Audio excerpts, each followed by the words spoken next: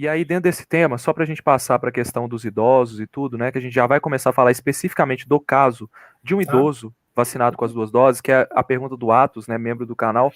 Poxa, beleza, eu tomei as duas doses da Coronavac. E aí, eu tô protegido? Porque eu acho que falta da muita gente, né?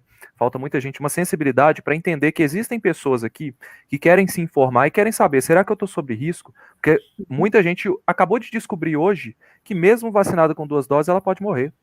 Até um tempo atrás, a linguagem da mídia tradicional era que a Ana Maria Braga, por exemplo, tomou as duas doses, vai ficar tudo bem, entendeu? Uhum. E aí, agora a gente tem uma outra pessoa que tomou duas doses e faleceu, infelizmente.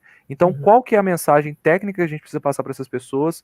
Lógico, com uma clareza maior e que você trouxe aqui nesse gráfico. É a redução de risco. Né? Então, se a gente for perguntar, se alguém perguntar, eu estou protegido da Covid me vacinando, e alguém falar, você está 100%, é garantia, você nunca vai pegar. Não é a realidade. Mas se eu conseguir reduzir o meu risco de pegar e morrer de Covid, que seja, né, como o caso que está mostrando aí, só para explicar o que, que é, tá? É uma avaliação de redução de risco de pegar e falecer da Covid para as diferentes faixas etárias de um dado do Reino Unido. Tá? Então lá eles utilizam a AstraZeneca e a Pfizer principalmente. Uhum.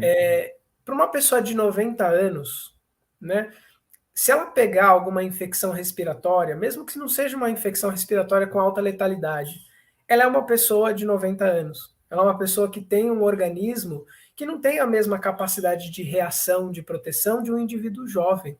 Né? Os idosos são mais frágeis por um motivo biológico, né? Por um motivo de envelhecimento do organismo.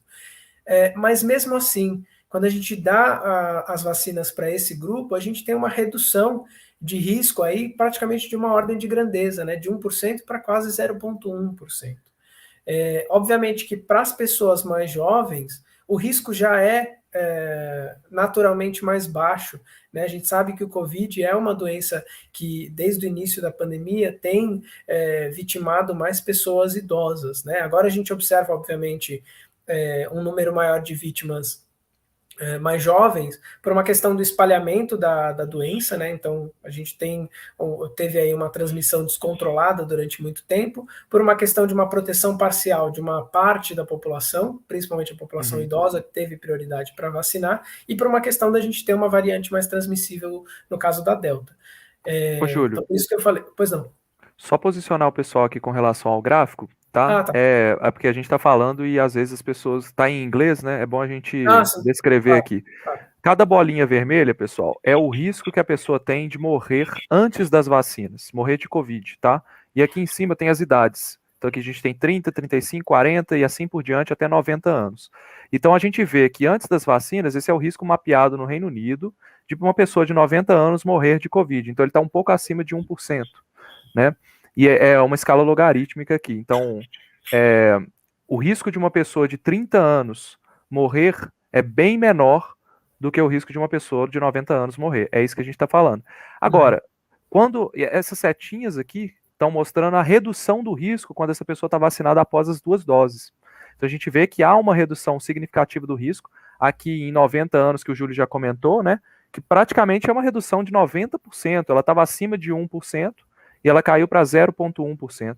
Então, é uma redução de risco de óbito de 90%. Só que esse risco de óbito, se a gente olhar aqui, o 90 anos, ele vai parar acima do risco de uma pessoa, por exemplo, de 60 anos praticamente. Então, uma pessoa de 90 anos vacinada com duas doses da Pfizer ou da AstraZeneca, ela tem basicamente o mesmo risco de morrer do que uma pessoa de 60 anos não vacinada.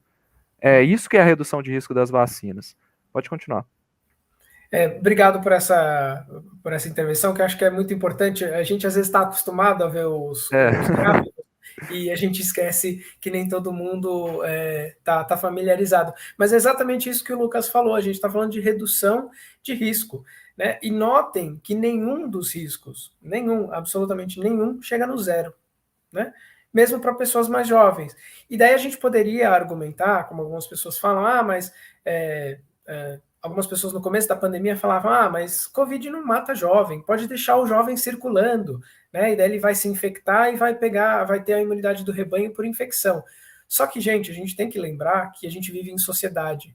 Esse jovem não está isolado de idosos. E mesmo que ele esteja isolado diretamente de idosos, ele pode interagir com alguém de 50 anos que mora com a mãe de 90, passar para a mãe de 90 e a mãe falecer. Né? Então a gente está falando de um contexto em que essa redução de risco ela é importante, mas se a gente continuar deixando a Covid se espalhar, a gente vai continuar vendo pessoas falecendo. Né? Porque por mais que a gente reduza o risco, que esse risco seja muito, muito baixo, se eu infecto mais 1 milhão de brasileiros, eu vou continuar vendo milhares de mortes. Então a gente tem que tomar esse cuidado.